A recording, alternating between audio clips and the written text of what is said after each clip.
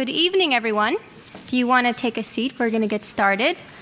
Welcome to Target Free Thursday night at the Walker Art Center. My name is Sarah Peters. I direct public programs here, and it's happy to see so many friends in the audience. Thank you all for coming out. I'm happy to introduce the speakers that we have tonight. One of our ongoing goals at the Walker is to provide visitors with a view into the artistic process.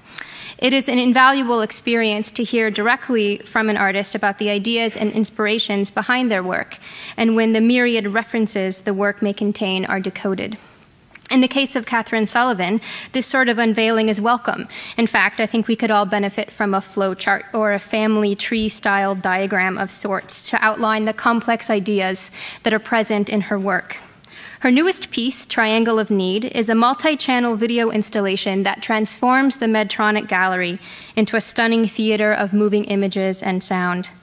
The story is displayed across several screens and takes place in two locations, the Vizcaya Museum and Gardens in Miami and a generic apartment somewhere in America. Characters ranging from Neanderthals to industrialists play out a nuanced story about evolution, class, poverty, and wealth. In addition to these conceptual elements, the piece is a mixed bag of theatrical conventions, gleaned from Sullivan's training in the performing arts.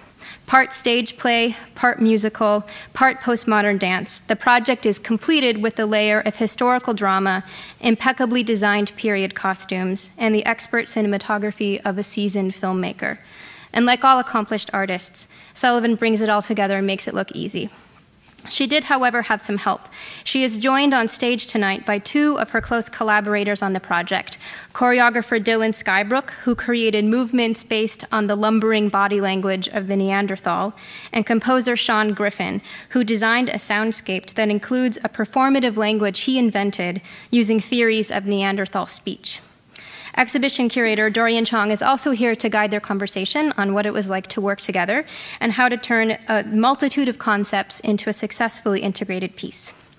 The last thing I'd like to mention is that we are webcasting this event tonight, which means that we're live on the web right now. It also means that when we get to the Q&A session at the end, I ask that you raise your hand if you have a question or a comment, and one of the ushers will come to you with a microphone, and that way your comments get onto the recording.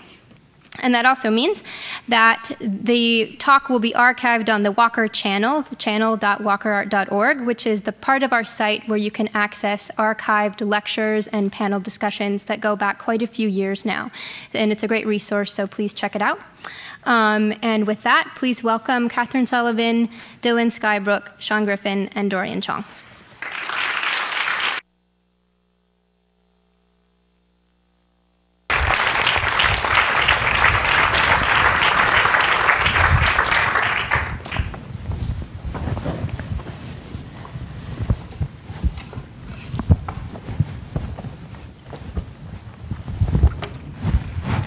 Really blinding.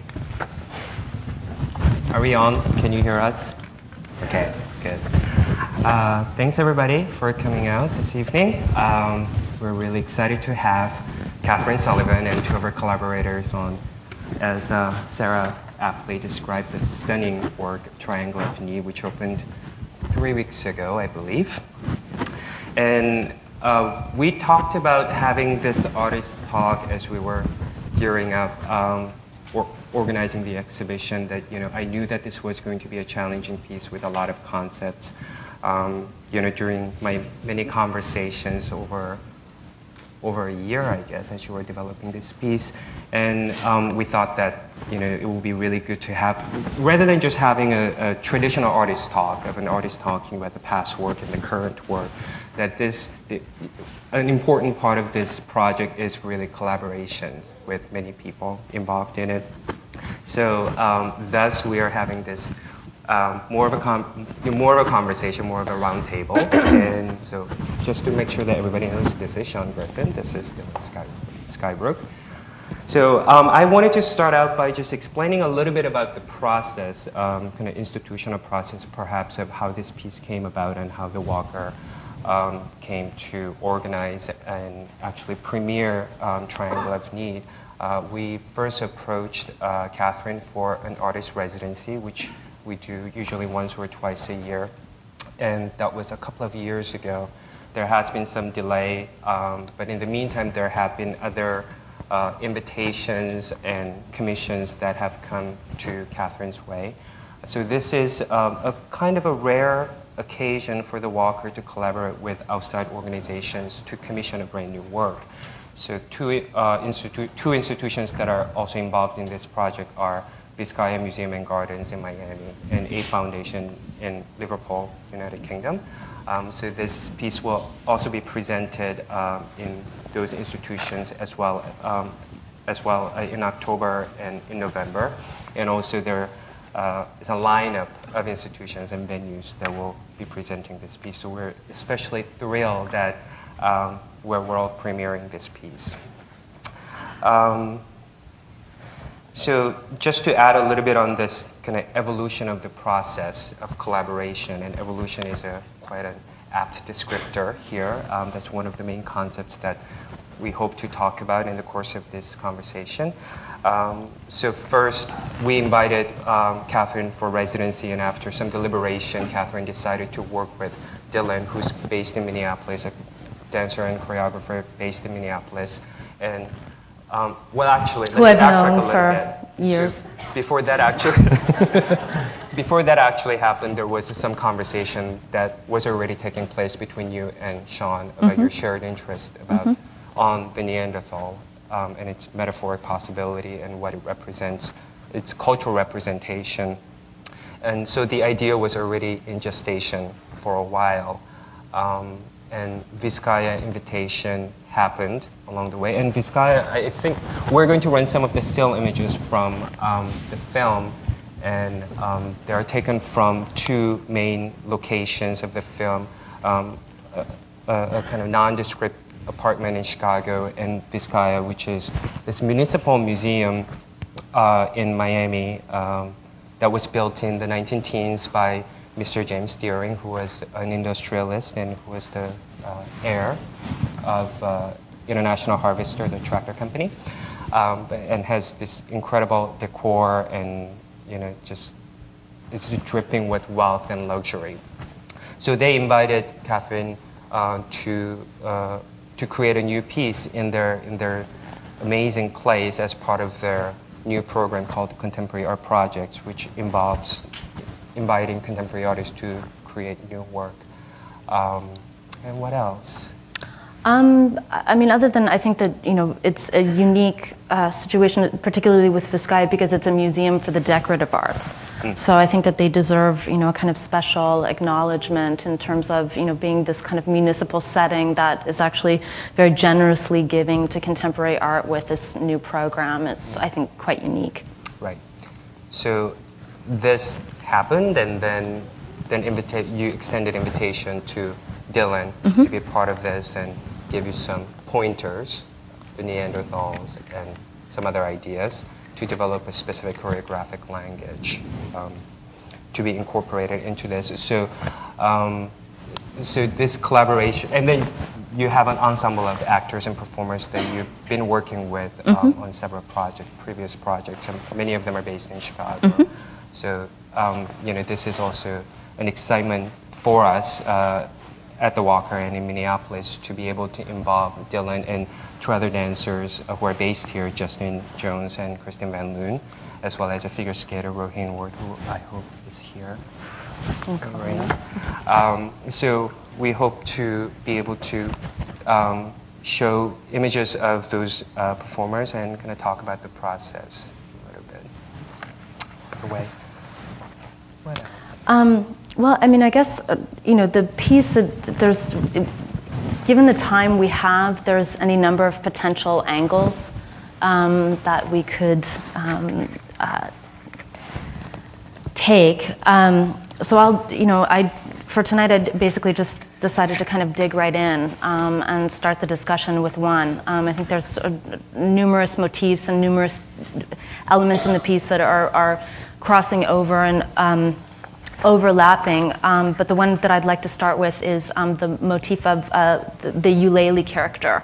Sorry, I forgot to interject actually. I had a quote which I wanted to start out with. I hope that everybody has had a chance to see the exhibition in the Medtronic Gallery.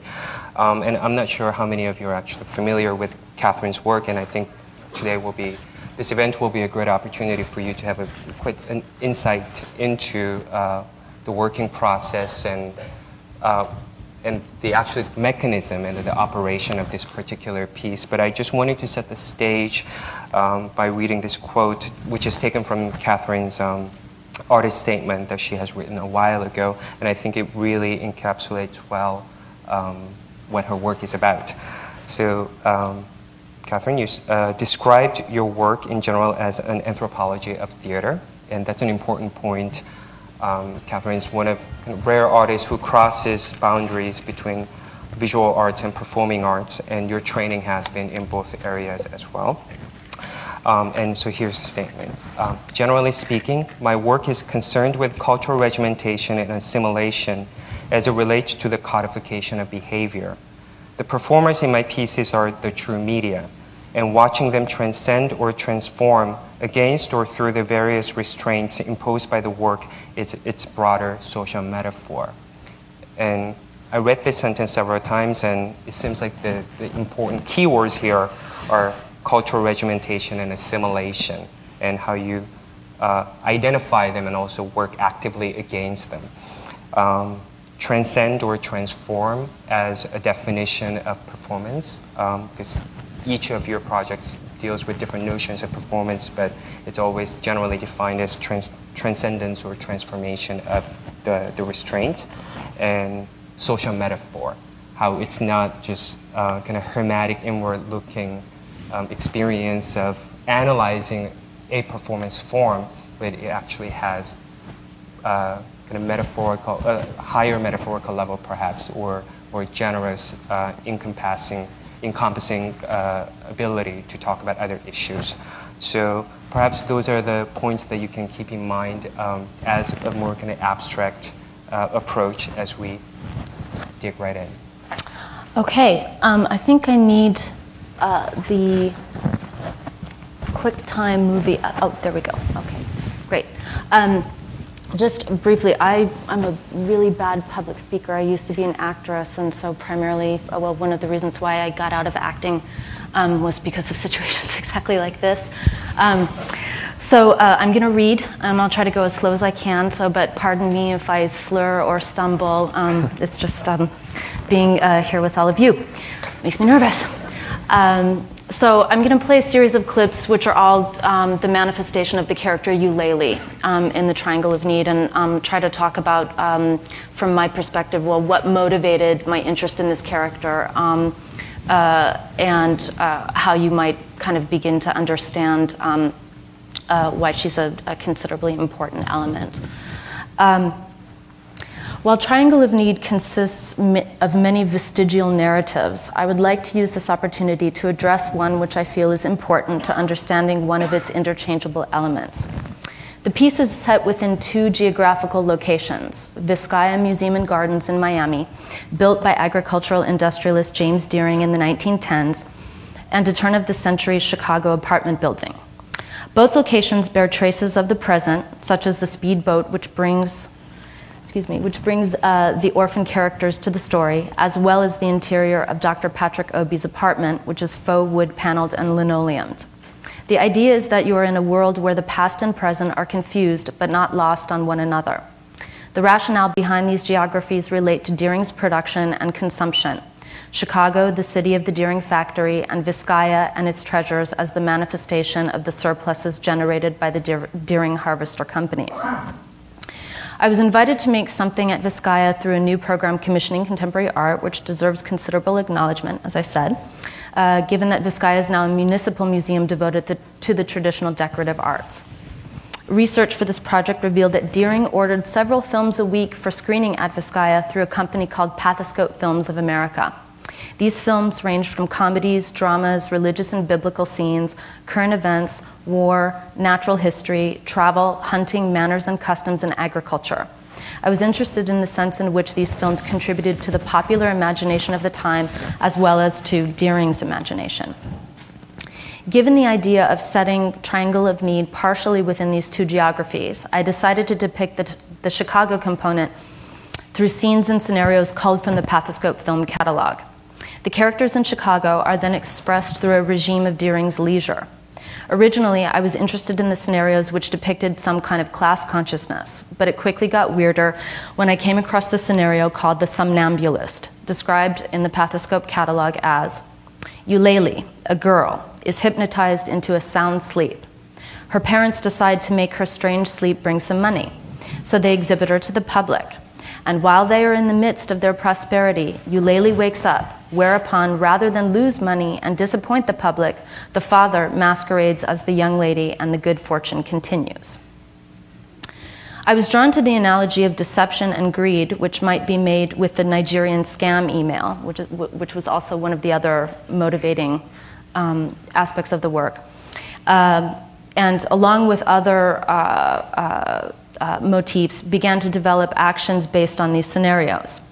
In working out the details of the script, I somehow misconceived Ulele and her family as gypsies.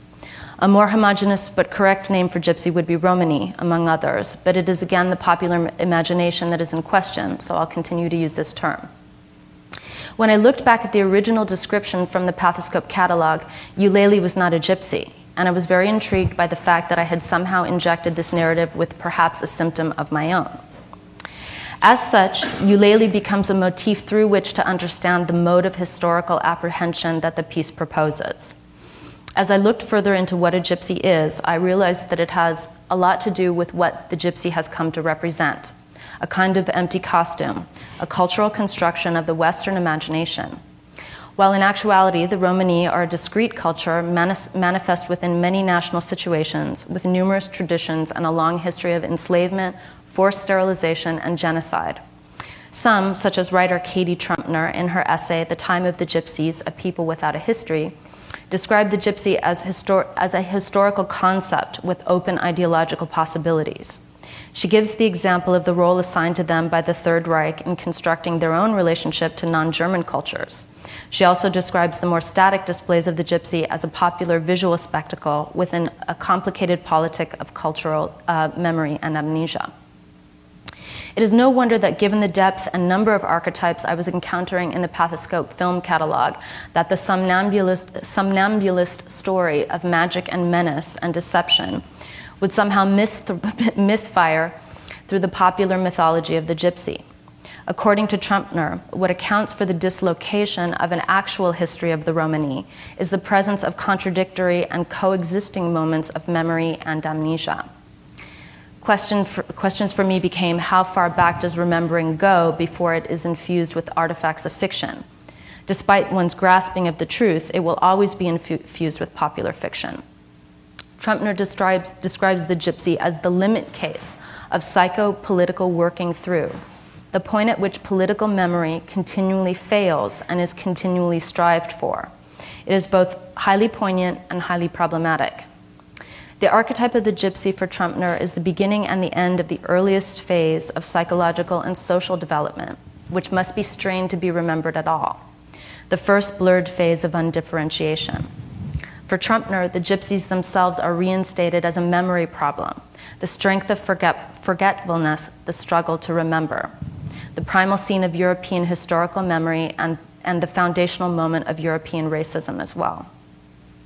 So rather than correct myself when developing the Ulele character, she becomes a gypsy and the misfire is permitted and hopefully struggles with itself. Sean's further research into the character Ulele turned up a song by American composer Stephen Foster and H.S. Cornwell, as well as a poem by Edgar Allan Poe. Poe's poem is less dark. Foster and Cornwell's song seems inspired by Poe. There is no evidence that the Pathoscope scenario was derived from either manifestation of Ulele. However, there was something compelling about this emerging constellation of references given the uneasiness I had about the presence of the gypsy to begin with. Like most things antebellum and American, the cultural masters of the time are regarded with great ambivalence, recalling the parlor and the minstrel stage, mid-19th century sentimentality, and an American South which he only visited a handful of times. Stephen Foster is no exception. Often his songs depict a male narrator in the throes of nostalgia, the object of which is either female, a child, or home. Songs of Susanna, Jeannie with the light brown hair, and Old Folks at Home are impossible to fix in a single space and time, single time and place. Foster's songs are often regarded as having acquired a range of meanings in a process of adaptation that stretches from the antebellum parlor to the people's songs movements of the 20th century. Both Foster and Poe are also working in a time when music and literature are a newly emerging cultural commodity. Poe is especially aware of the potential of literary commodity and that America, quote, from its very constitution, could not fail of affording in a very few years a larger proportionate amount of readers than any upon the earth. Sean Griffin began to work with the song Ulele, transcribing the lyrics into the Neanderthal dialect. And I continued to question the figure emerging in the work. Both Poe and Foster scholars are still struggling with the degree to which these American masters have conflicted relationships to race and class. Foster for his interloping within the minstrel stage, and Poe with having written positive reviews on treatises defending slavery. Like those around him, Poe believed and defended the mutually affectionate relationship between the master, who protects, the slave, who wants and needs to be protected. He was adopted by an affluent Virginia family and lived and worked within a milieu of burgeoning paranoia about slave uprising and revolt. Attempts to resuscitate Poe's imagination from the often denigrating descriptions of African Americans is argued on the basis that the depth of feeling in Poe's work creates a mutability between opposites: living, dead, man, woman, slave, master, person, animal, rituals of purity which also remind us of dirt. What you see in Triangle of Need is the motif of Ulele as a kind of historical figment in multiple manifestations. She is as heavy-handed as she is hard to grasp. She generates a kind of historical noise. She is the gypsy, she is the lady in white, she is the lady Neanderthal. She is projected through multiple manifestations of Sean Griffin's settings, of Stephen Foster's melody, the iconography of Poe, American Gothic in its infancy, and hopefully a kind of act of remembering and forgetting some of the pathology latent in the pathoscope film scenarios and my response to them, having tried to situate myself in some of the problems of the time.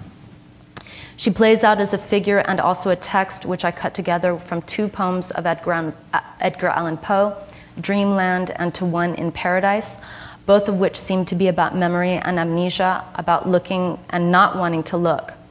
It seemed to suit the effect also we were trying to create between the geographies of Chicago and Miami, that in Miami you forget the tenement, but then are reminded by the characters you saw there, who seem to remember and forget the overlapping spheres they exist within as well.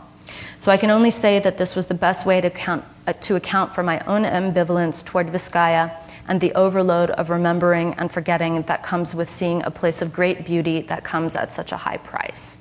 So, thank you.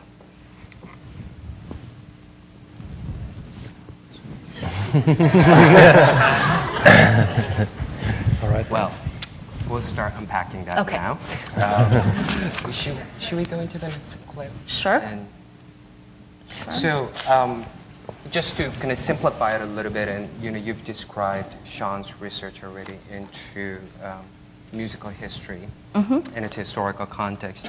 But one very important contribution that Sean made is this invention of a fictional language called Mysterian, and which is based on, of course, various theories about Neanderthal speech capacity. So perhaps we can start there. Sure. I started looking at Neanderthals maybe about 6 years ago when I found out that the name Neanderthal comes from a valley where a composer lived in a cave and composed a bunch of music. And I thought, what a great idea to take a Neanderthal and have them sing this music.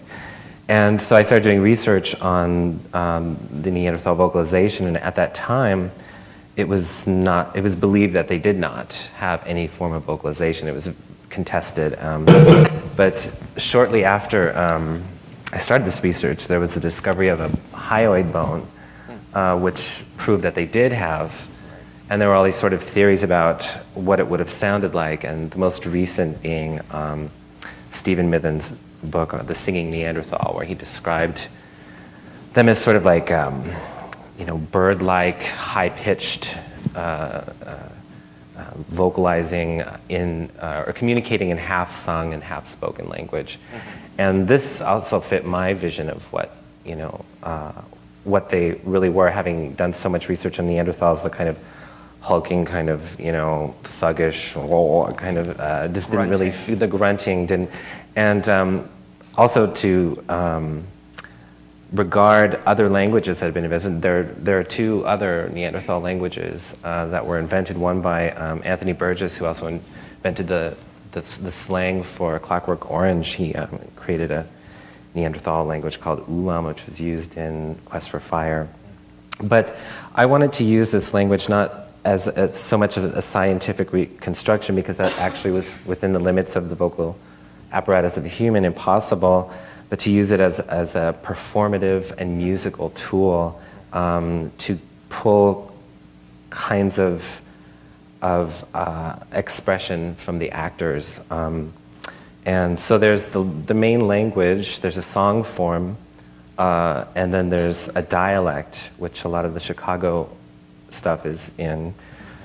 But there's also a sign language based on 26 bass forms, which you can see in a couple of the shots. So yeah, that's sort of the basis of the language. And just so that people can also identify when we say Chicago section and Miami section, Chicago section is all in black and white. Miami section is mostly in colors, except that night scenes or some other scenes. Yeah, it's about 50-50. Okay. Are we going to play the table scene now? We can. Oh, I don't know. It's just because it's up. I'm not saying we have to. Well, when are you ready? Well, I just wanted to prep for that. So shall we do it? To a few exercises. Some audio-visual, yes? Sure, yeah, this is probably the clearest example of the language, but the actors are also they're multitasking, because I gave them a 11-beat repeating behavior pattern. So they start out, they're all kind of counting in this rhythm, and as they interject their language, they move out of phase with each other, so you kind of get this kind of strange background canon happening. And so you'll see that with the language, and then there's also in this clip the choreography, which you may want to step in on, because, yeah. Well, perhaps we could show the clip, and then we can talk about it after. Good idea.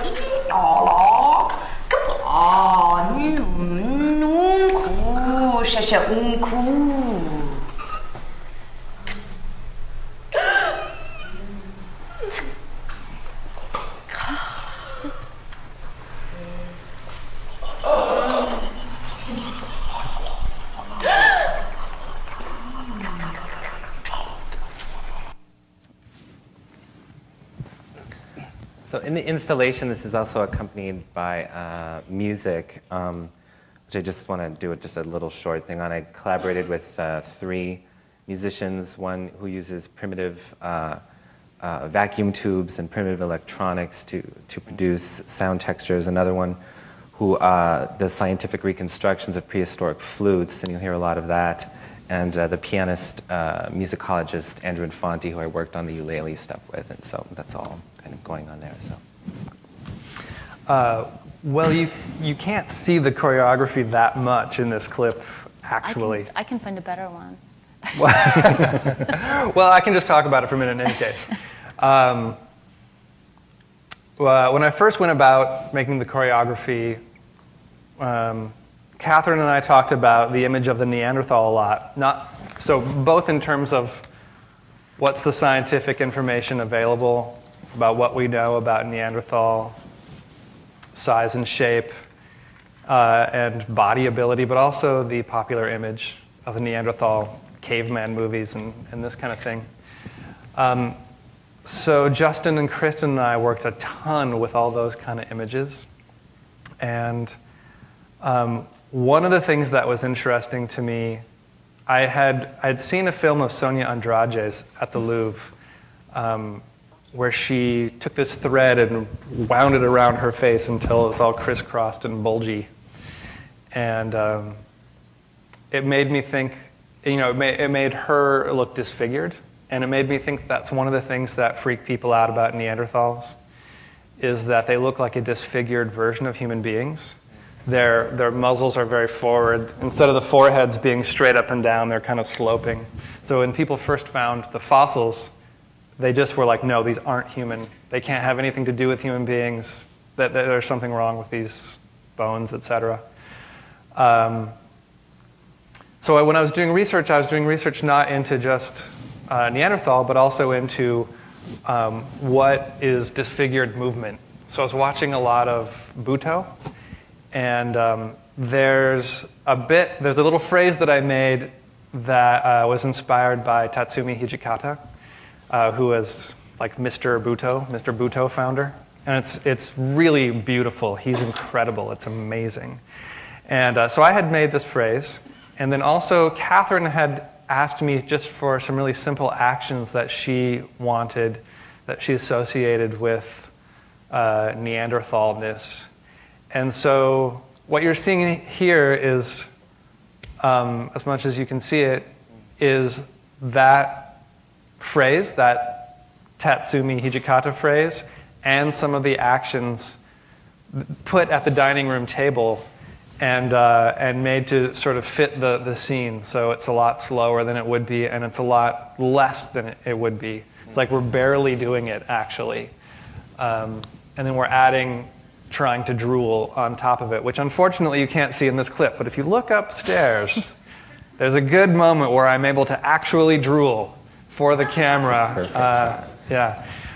So that's what's happening choreographically in that scene.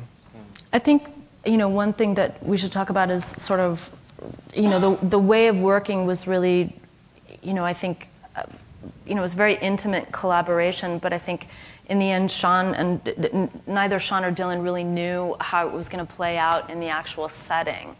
And so we talked a lot about the sort of rationale of, okay, well, what would go there, but I think, we probably should talk about the question of sort of, why the Neanderthal and, what the interest was to begin with.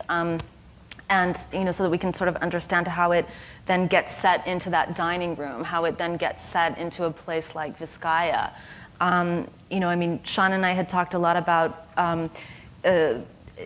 science's sort of disregard for the Neanderthal as a kind of colonial metaphor.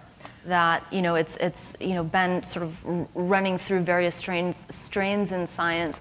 This notion that the discontinuation or the extinction of the Neanderthal was due to the sort of violence and aggression of the Cro-Magnon. But contemporary science is really tired of that metaphor. But I'm not. I think it's a really interesting metaphor, and I think it's a really sort of interesting. It's a metaphor that once it starts to fan out into a lot of different cultural contexts today, it's really rich. Plus, the literature surrounding, the historical literature surrounding Neanderthals is just so bizarre. I mean, because they really don't know what it is, and so they're constantly making things up about to fill in the gaps, anthropologists and so you have 150 years of really bizarre, imaginative, sort of flights of fancy that are then sort of understood because of their accruing scientific support they're completely false, and they're funny, and they're actually also very disturbing, a lot of them, and they really tell us much more about those scientists in the world, the way they understood class and race and things like this. I mean, most of it's just really filled with 19th century German race theory. And a lot of it's crazily racial. When they first found these bones, they were like, well, this must be a Russian Cossack with gas. Or it's a very worried Dutchman, and that's right, why the brow is so big, because he was so worried. So, but I mean, I think also, for me, when I first visited Vizcaya, it was kind of like, oh, this is a place that is kind of like a primal scene for the evolution of the concentration of wealth in America, and so when I thought of what kind of narrative could play out in this house, it somehow seemed apt. I mean, if within this kind of poetic form that we created, it was like, well, what would be, if the Cro-Magnon aggressed the Neanderthal to extinction, well, who is the Cro-Magnon aggressing now? Well, it's the, other Cro-Magnon who happens to be very poor. And maybe how can we, use Vizcaya as a way to sort of talk about that and sort of reflect on that, and ultimately, I think, confront it. But your interpretation of those ideas into a narrative involves 3 remaining members of the Neanderthal-like hominids. Right. And maybe this is a good place also to talk about the collaboration with Kunle Afolayan, the Nigerian director who we worked with. Another sort of reference that I was interested in, or source, were these spam emails that I was getting from Nigeria. That were this kind of strange literature, but again, this another wealthy facade of guarantees or promises of several million, $20 million if you sort of go through this sort of process of correspondence. So there was that source, and then the idea that I had of like, well, it might be really interesting to work with a director from Nigeria, given the film industry that they have there. And the process of working with him was one of kind of, it was this odd situation where his sensibility is such that, and it's reflected in the way that his scenes in the piece are shot, it's very commercial. And my interaction with him a lot of the time was really kind of my trying to create a narrative that he would want to direct. And so therefore it sort of in some ways maybe diverged from my own sensibility a little bit, but became, I guess, sort of more broadly and straightforwardly narrative, a story of, these 3 orphans who arrive at this wealthy mansion, and these 3 ladies who are involved in a project of trying to get them to reproduce. that was certainly in line with a lot of the kind of convoluted melodrama that I had seen coming out of Nollywood. And so it was an odd kind of process of cross-projection with him that I think motivated just a general narrativity in the work more so than other works that I've made. Can we go back to this particular clip and just bring it down to nuts and bolts aspect of how you composed it, and of course you trained the actors and performers in the language. For 4 months of language lab, yeah. 4 or 5 days a week for hours and hours. Yeah, it was very interesting and very kind of challenging in terms of what it really forced me to kind of really come to terms with what I understood language to be and what I understood what language can communicate, in terms of a musical form. But what you're seeing is just the nuts and bolts. I mean, right, like when you talk about the 11 beats. Well, you see them kind of going. They're counting this beat, and I gave them, on this beat, you make this sound, you don't make a sound. And then they have this kind of, they just go dead for like 4 beats, and then they come back up, and that just repeats over and over again. And that's what they're doing through the whole thing. And so it creates this kind of separation between the language and their characters as they are in the scene, I think.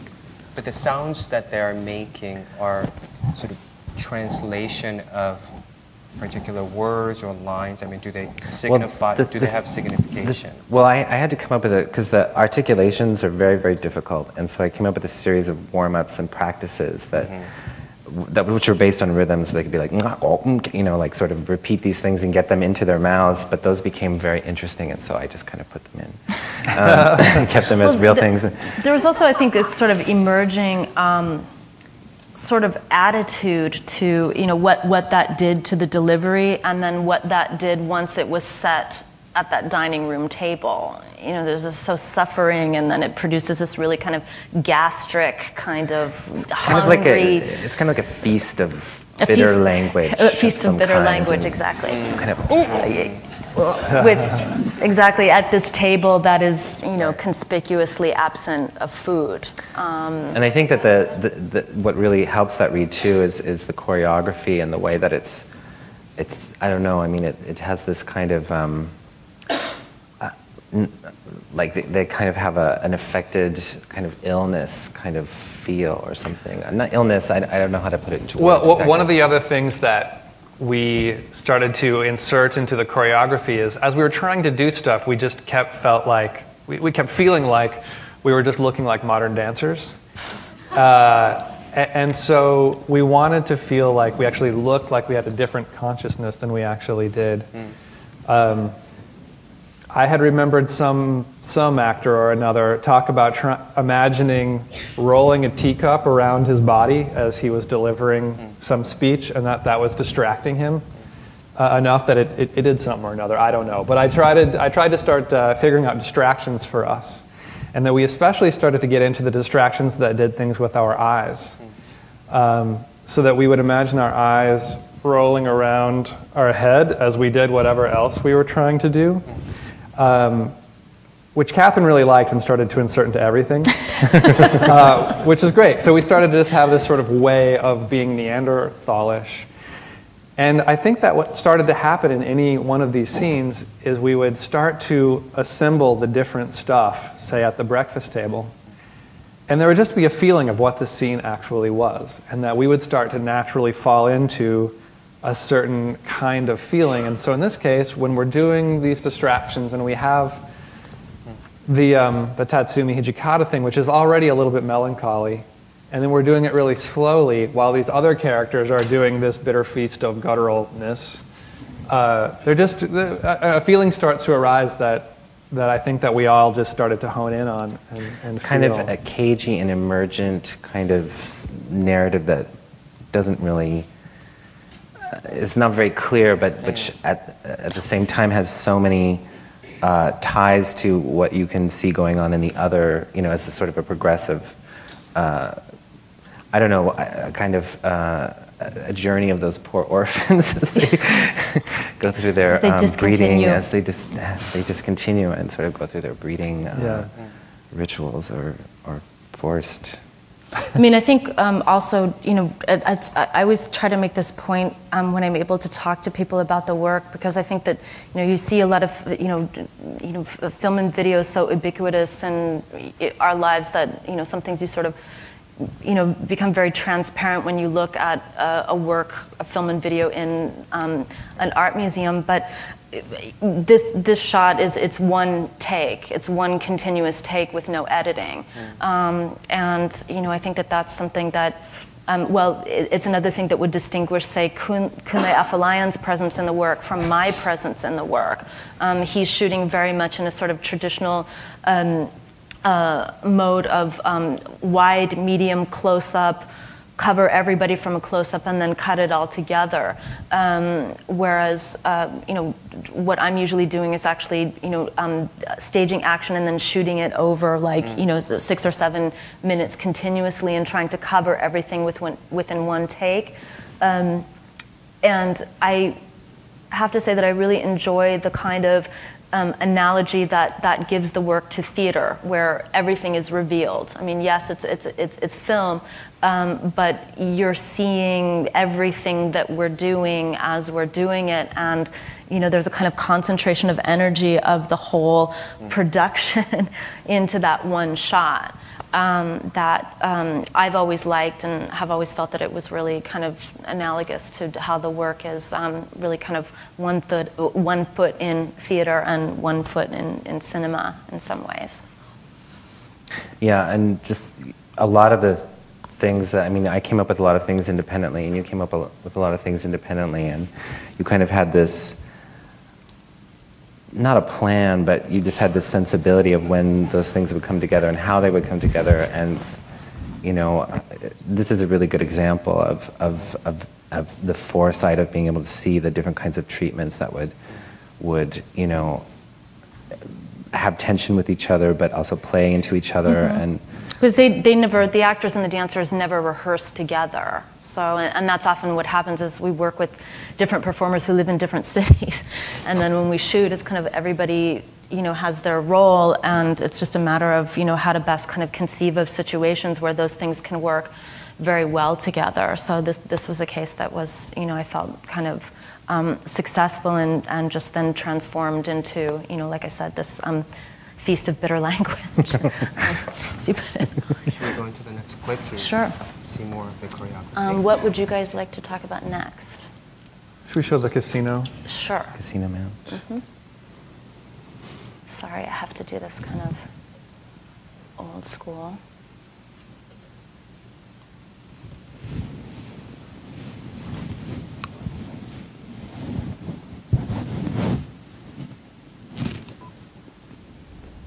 Forward. Oh, oh, oh.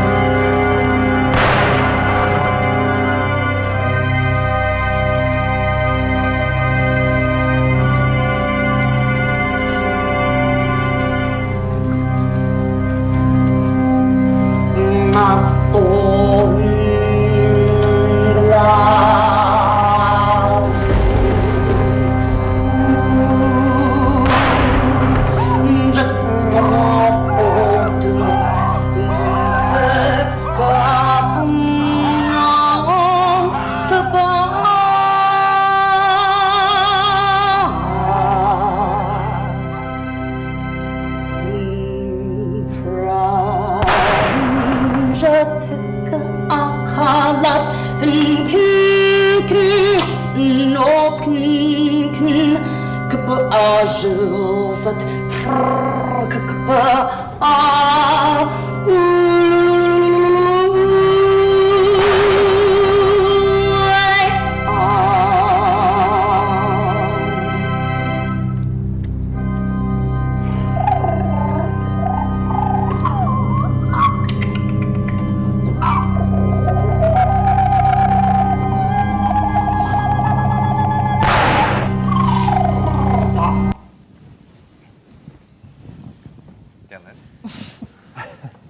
You were looking more like Neanderthals there. Yeah. So there's two main phrases we're doing in that scene. One is diorama, in which I was saying earlier that I was looking not only at the scientific information about Neanderthals, but also the popular representation of Neanderthals. And so one thing I got interested in is all these crazy drawings and photographs of Neanderthal dioramas in museums that are really amazing and sometimes unintentionally humorous. So I collected about 30 of those images, and we just really simply made a list phrase of those pictures of drawings of Neanderthals. So if they were making the shape in the photograph, we would make the same shape. And then that phrase we do a bunch of different times in the film, but it's usually qualified by some other overlay, some emotional overlay, which is often provided by Catherine. So in that one, we were doing a more panicky version of the diorama. Also in there is a phrase that we called the Pina Bausch phrase. Also, when I was looking at a lot of other dances research, besides all the Buto, I was looking at a ton of Pina Bausch. And so that phrase is partly inspired by her, and also it was on a trip to New York, and it was also inspired by the Museum of Natural History, which, if it's still there, has an incredible exhibit on archaic hominids, which I highly recommend. Still there? Hall of Man, yes. Or it's kind of a new one. When I went. It's a fairly new one. Right, so right. yeah, it's really amazing. Yeah. So. Do you want to talk about how then that gets infused with the sort of reference movement from the period of Deering and Vizcaya, the Isadora Duncan, and the Snow Ballet? Well, we could, yeah. So we're going to show another clip, this Snow Ballet clip, in which Catherine asked, she wanted an Isadora Duncan-looking ballet that celebrated the harvest and the bringing in of the wheat and so on. And so we took the movements from the diorama phrase and made an Isadora Duncan-looking ballet out of them. And here also the music was, there's a mechanical organ at Vizcaya that's incredibly complex and beautiful and really well done. And this music is for the mechanical organ there, Jesse Deppin's Japanese Sunset.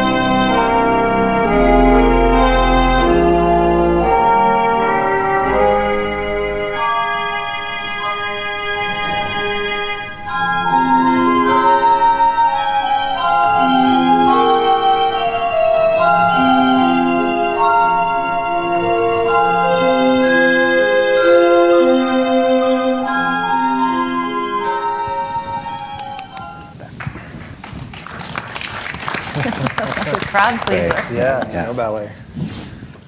That just reminds me that I just really want to give credit to the two other dancers, Justin Jones and Kristen Van Loon, who,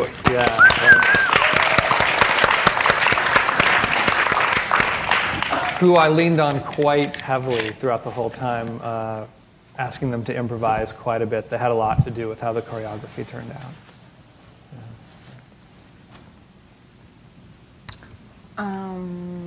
Let's see. I think that's. Other clips? I think that's what we planned for. I was going to maybe just talk about. So we have the Chicago component and the Miami component, but then the other aspect of the work, which you see, is the 16mm film with the brilliant Roheen Ward, figure skater, and which is intercut with footage that was shot on discontinued film stock from the Ukraine. So I don't know if it's film stock that you can't get anymore, and so in my mind it consists of a particular visuality that no longer exists. And that was, I think that piece is pretty simple. I mean, in many ways it's trying to kind of assert some sort of effusive condition of the past within the present, within the past, in the present, within the past, et cetera, et cetera. Popular rituals like figure skating as being about, these kinds of classical forms which we still enjoy and are still very much a part of our culture. So I think, that piece is pretty straightforward in terms of what it's meant to signify. That, that's we still, history is very much a part of the present, and new things can look very old and kind of be, I guess, embedded within one another. So, Catherine, in the span of 40 minutes, I think we've described a lot of concept literary sources and performative forms, but also at the same time you try to give a sense of what the narrative is. And I think perhaps what is really challenging for viewers in watching the film as it is presented as a channel installation is that it's actually anti-narrative in a sense. You set up the narrative, but it's also suspicious of it at the same time. And it's my sense that, we often say the moving image, we're all very literate of moving images now because we are so exposed to it in so many different forms. But when I see your film in installation, what I realize is that actually this really makes viewers question our own literacy in a sense, because there's so many of the visual forms that we are oversaturated with have this mechanism that are built into it to create this perfect surface of naturalism. And naturalism, which progresses with a kind of certain coherency and unified form and rational or at least reasonable kind of narrative flow. Is something that you actively work against in a sense through perhaps excess or through discontinuation or through intercutting many different elements. And so I think I think for certain audiences it could be a bewildering experience. Sometimes it's a frustrating experience, and I understand your working method as actually actively encouraging that sentiment in a sense. Could you say that? I mean, I don't think that.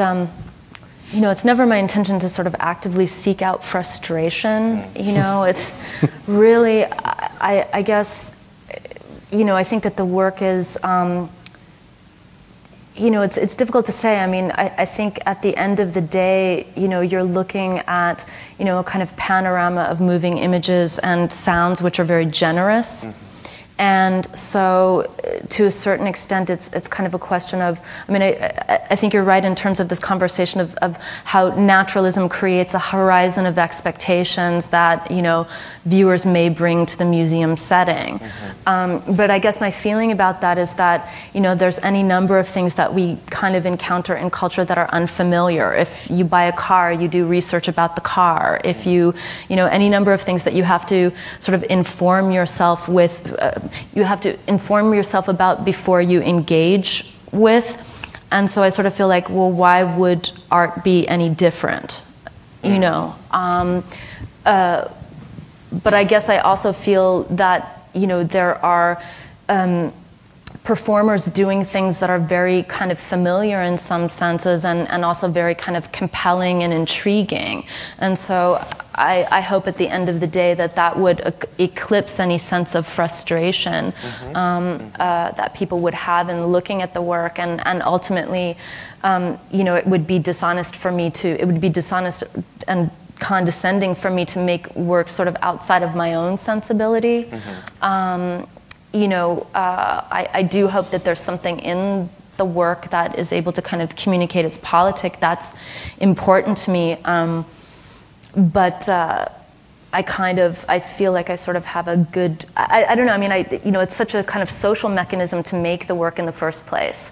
You know, it involves, you know, working with so many actors, so many other collaborators, that I sort of feel like, well, if there's an ensemble of, you know, 13 or 14 people who are laughing and enjoying themselves in rehearsal, then there must be something to sort of trust about that laughter. You know what I mean? That somehow that's going to kind of make its way, you know, into the viewing situation. So. But also to quote you in describing that, you know, or I think last couple of weeks ago you said that within the work there's a kind of mystery, and that mystery is, you know, very much part of it, and that's, you know, an enjoyable sort of rich. I think also in terms of, sorry to interrupt you, it just reminds me of you know, this issue of narrative. I mean, I had thought very early on that it was okay to kind of make a work that had this sort of vestigial narrative. You know, vestigial also being a sort of evolutionary term, meaning like organs or parts of the body that we still like the appendix is a vestigial organ, right? They're like parts of the body that used to be used when we were some other kind of organism, but we still have them.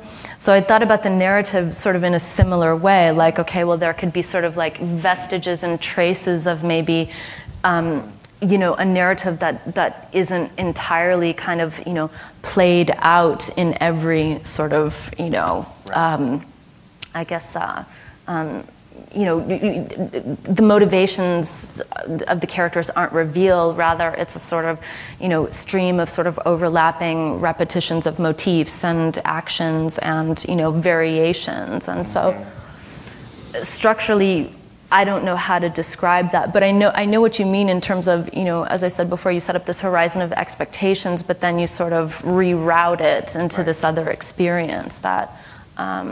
You know, I always prepare myself for that response. So, I actually think that exact thing is one of the things that's really interesting about your work, in that there's the hint of narrative, there's the suggestion of narrative, but then you're actually confronted with all these kind of archetypal images and characters, and that so there's a way that it kind of invites people in and then doesn't fulfill what you were saying. And I find that, I mean, I'm biased, you know, I'm kind of inside the piece, but I find that really exciting when I view it. Yeah, I mean, it's never, it's never in any way to antagonize, you know, those expectations. It's more, as I said, a kind of like rerouting of them into like the fulfillment of maybe things you haven't thought about before in ways that you haven't before thought about them. So. Right.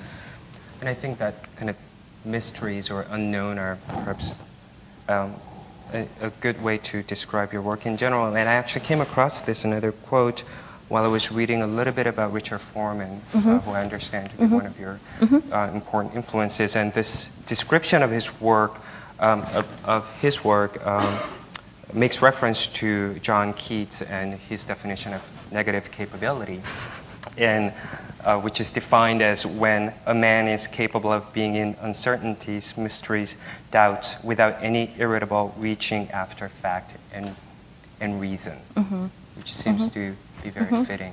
Or the sort of, you know, to permit, I mean, I think we talked about this from the very beginning, that, you know, that this piece sort of touched on things that were difficult and uncomfortable, and, you know, as I was discussing before in my statement, I mean, you know, I picked up this Pathoscope film catalog and, you know, continued to make this story about this gypsy family, then only to realize that that was me, and that, you know, the family wasn't actually a gypsy family. It was just, you know, my own sort of symptom in a way. Right. And that's, I think, you know, with these collaborations, with inviting in this other director, it's an imperfect apparatus. It's a way to kind of invite some sort of, you know, something that's destabilizing in the work, and, you know, for me, you know, somehow addresses my own, as I said, ambivalence, given the politics that, you know, I want ultimately the work to express. So. Any final thoughts? Should we open it up? It's a Springer. To Final some thought. questions? Final thoughts, Jerry Smith. Any questions? Raise your hand.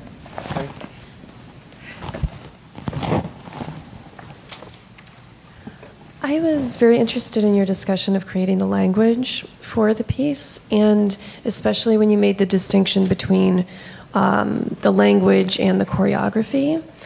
And so I was wondering if when you were creating the language and thinking about it and doing the research, you had found it to be an entirely, or we're creating it as an entirely just, you know, vocal language and not as a physical language, or what's really, did you see a very big difference between creating, obviously, the physical language that you did create with the choreography versus the verbal language that you did your research for? Or can you talk about that distinction, or how you work together to create one language between both of them, or?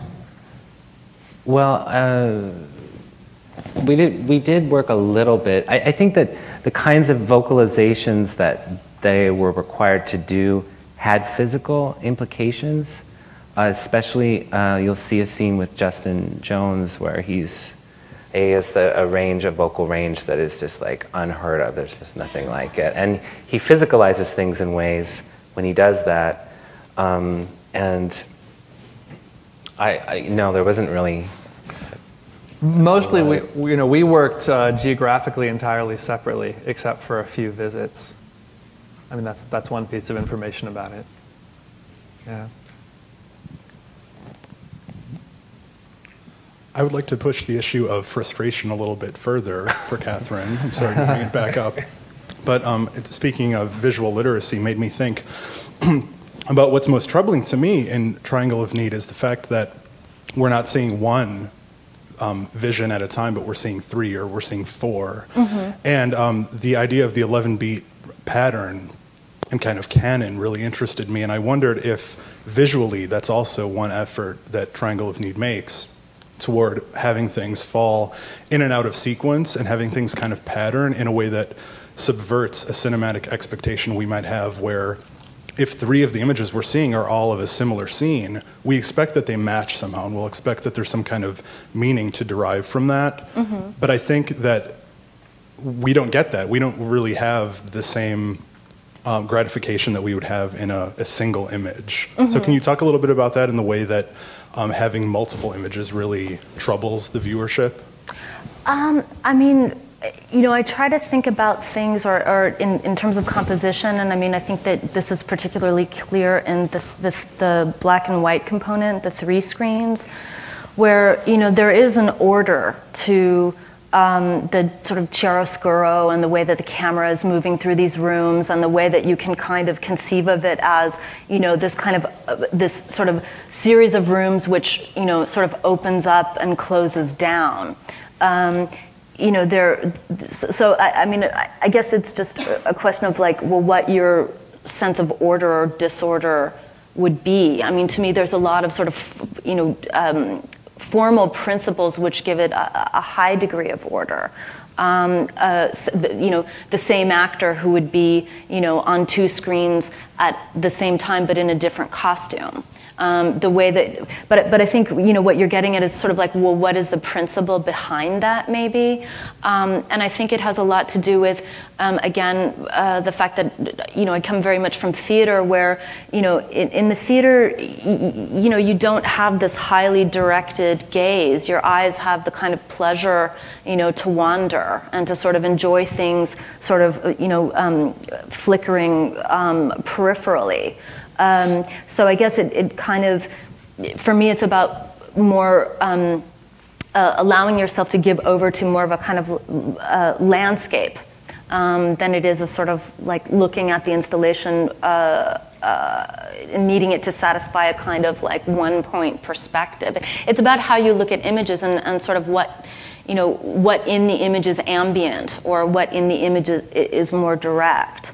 And so for me, there's a lot about the kind of composition that tries to allow for, you know, as I said, the sort of pleasure of the eyes to look where they want to look. And a lot of that has to do with judgment. You know, when you're presented with a lot of information, the question that you're forced to ask yourself is, well, what do I want to look with? Or what do I want to look at? And that says something, you know, about your kind of sensibility as a viewer. So, you know, I think sometimes it does, you know, there's a moment several moments that are very important for me in the Chicago component and the Miami component, where you see the Uleles come together. And you see the Uleles come, you see the gypsy lying on the bed three different times in the piece. Almost as if you're standing at a slot machine and, you know, it's come up Ulele 3 times. So, you know, things like that, which are, you know, I have to say, incredibly difficult to master in this medium. You know, that kind of precision of timing is very difficult. So I don't know if that answered your question. I'd just like to respond to the frustration piece with the anecdote to that, which is I just viewed the piece for the first time today, and I really felt like a collaborator because I was imbued with my own will to respond. And I did know some people in the piece, so that was a bit of candy. But I want to just let you know that the predominant force in taking my eye was the movement of the camera. Mm-hmm. And I really felt really at ease in your hands. I just wanted to compliment the mastery of your editing, because I really felt like, well, I really didn't catch those words, but that's okay, because I think I'm in the right hands. Mm-hmm. So I really appreciated that. And I just also love the stripped down and spareness of the figure skating, sort of the elevating the old school, just because yeah. So thank you. Thank you. And Dylan, thanks. You did a great job. Excellent. I was impressed by the overall composition, just being able to collaborate on something and create languages from different perspectives, whether it's visual or an actual sound, or a language of movement, and bring them together and have them actually create their own world organically.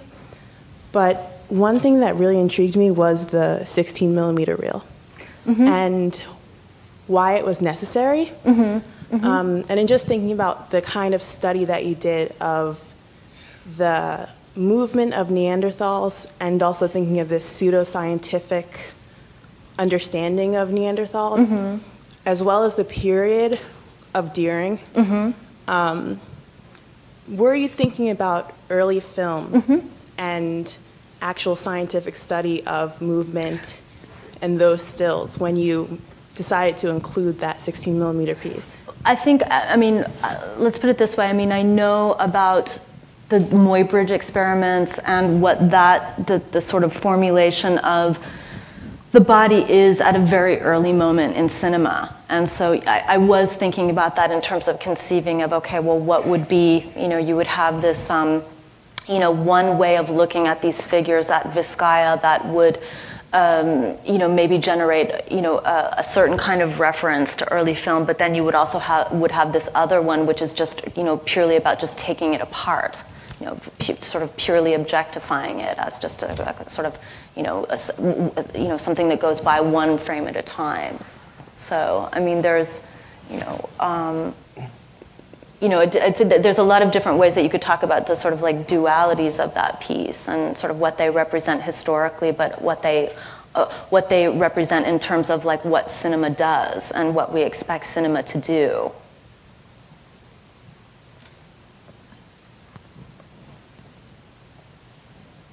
One last question. Yes, I have a very straightforward question. What inspired the title, Triangle of Need? Oh God.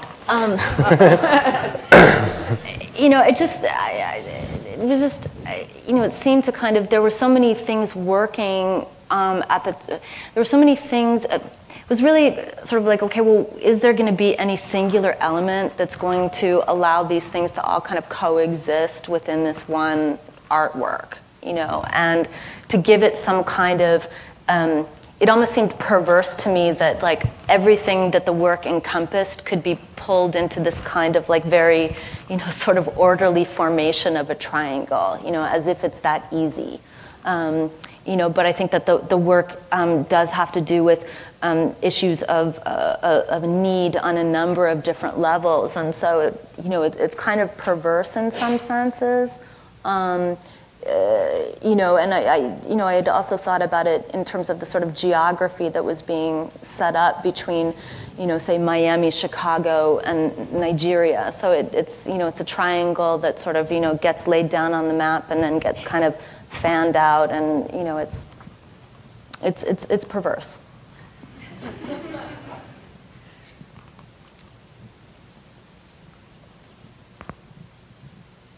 Good. One final question. No?